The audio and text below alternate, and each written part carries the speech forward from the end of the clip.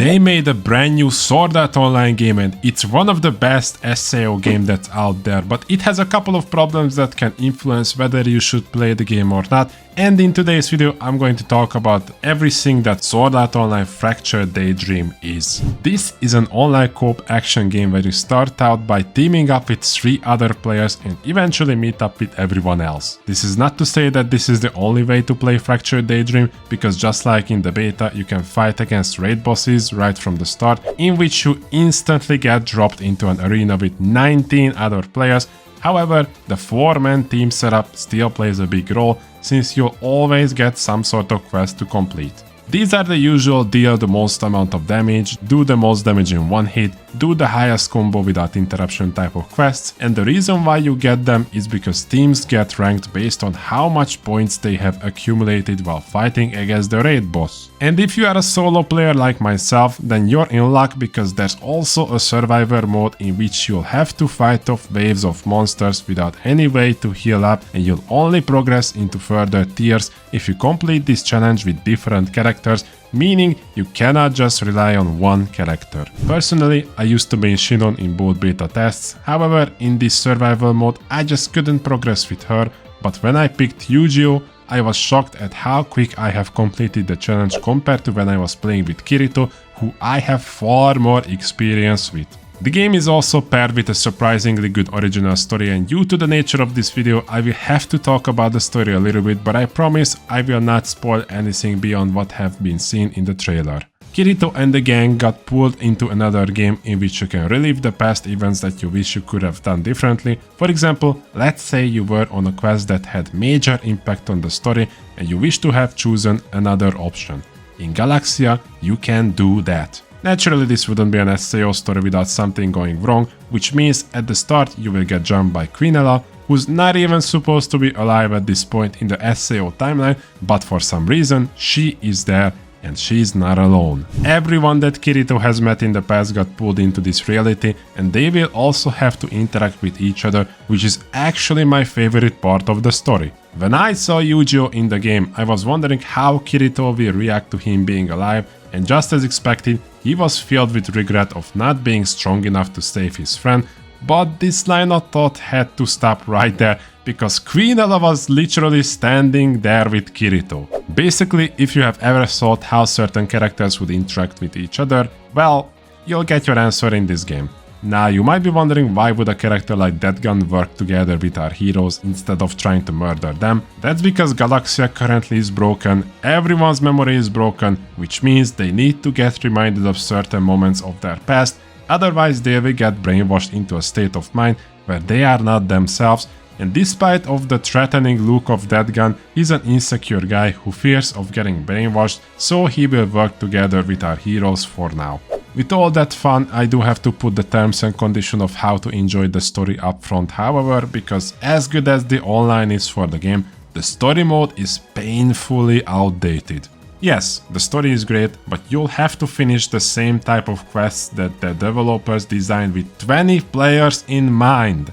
Meaning you will constantly run from point A to point B to kill everything on sight, so you will definitely want to speedrun everything, especially since this is the only way to unlock every character. Except one, but that's the first DLC, which is not yet out. Luckily, if you can grind through the story mode, you will be around level 17, in which you can access most of what the game offers, and by the time you finish them, you will have the other core quests unlocked. Not all of them, but a couple more.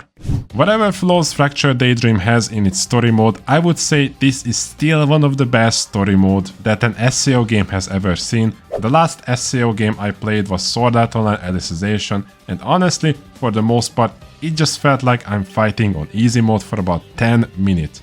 The CPU just took far too much time to defeat, whether it was because I have missed some sort of upgrade or not, it still wasn't as engaging as Factured Daydream. Not to mention that I constantly got stopped in the middle of the story by some sort of secondary filler object. Now, this wouldn't be an SAO game without some type of grind, so it comes to no surprise that at one point you will need to grind to unlock further missions and even boss types, but luckily there's also free roam where you'll get dropped either into GGO or Galaxia, and you can go anywhere you want as long as you know how to throw hands. Yes, free roam is also not harmless. This game mode is divided into different sections, and if you are just like me and ran to the highest level, you will quickly get a reality check that you are not as invincible as you thought up until now. I ran to the highest level zone, and I also found the very last boss that was covered with multiple max level monsters, and yeah, I probably should have brought a team with me. I don't see how anyone will solo this part of the game. You also earn currency while playing basically any part of the game. You can use this currency to craft weapons and accessories for your characters, but unless you're struggling to defeat monsters, I would recommend you to hold onto this currency until max level, because you will quickly replace that piece of gear. Personally, I don't think it's that important to min-max your gear. Whatever character I was playing with, I just told the game to equip me with the best items based on what it thinks. I probably should have done it manually, since I know I got a couple of epic gear that I just never have on any of my character, but I don't feel the need to scroll through my equipment. Whether this is a plus or a negative, I would say that's up to you to decide. Up until this point of the video, I have tried to stay as positive as possible, but I will have to mention the biggest flaw of the game that I don't know how Bandai can fix, seeing as their other anime game is also struggling with this issue on PC. As you might already know, Art Online Factured Daydream also implemented crossplay, which is great. This is the type of game that requires everything that reinforces social interaction between other players. That being said, if you have played any type of game on PC, you know fully well that it is quite possible to mod your game either to unlock some sort of cosmetic, an entire character that's not even out, or in the worst case scenario, one-shot a fucking boss! Yes, just like My Hero Ultra Rumble, Art Online Factured Daydream got hacked quite easily, and it only took the hackers 2 days into the early access to gain such advantage. Raid bosses keep getting one-shot either by Sinon or Lan.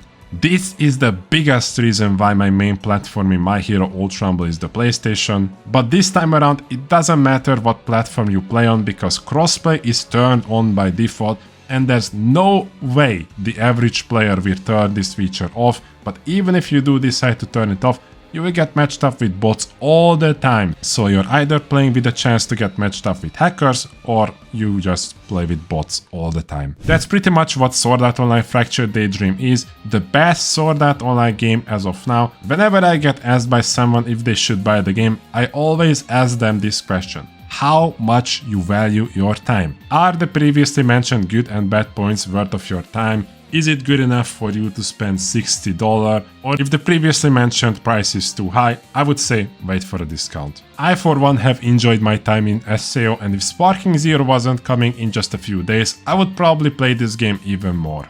Hope you all enjoyed today's video, guys. I wish you all the best, and until next time, boys. Peace!